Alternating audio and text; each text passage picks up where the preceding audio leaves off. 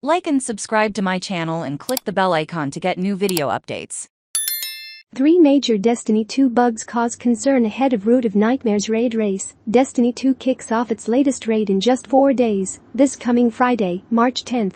It is called the Root of Nightmares. It takes place in a pyramid ship ravaged by travelers, and if you've played the Lightfall campaign, you have already can guess who will be the raid boss. But the problem is that Destiny 2 is already facing some pretty serious bugs launched with Lightfall that may not be fixed until Friday and are affecting the raid race, could get past the usual server issues the game has during these high traffic times. The player invisibility bug. This is easily the worst bug, where players can get stuck in a situation where they are almost completely invisible. PvP can mean entire enemy teams, but when this happens to you, you want to be able to see your weapon or reticle, making gameplay impossible.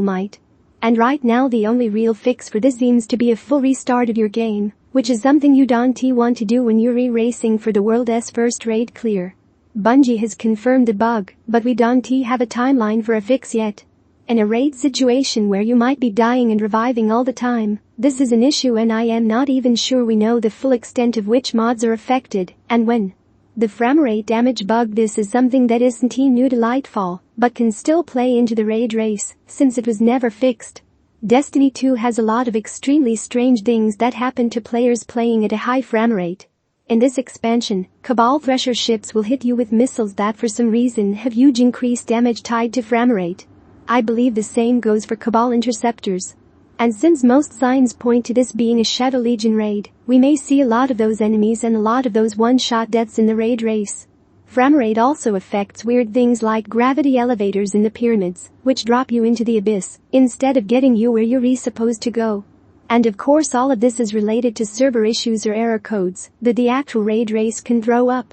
Last year's Vow of the Disciple raid race was quite a mess because so many players kept getting kicked out. And it is unclear if even the final result could have been changed because so many teams got stuck early on due to mistakes. Hopefully that doesn't happen this year, but on top of that we have all these other issues to deal with. I am hoping to see a hot fix this week that fixes at least some of them, most notably the invisibility bug, which is possibly the worst of them all.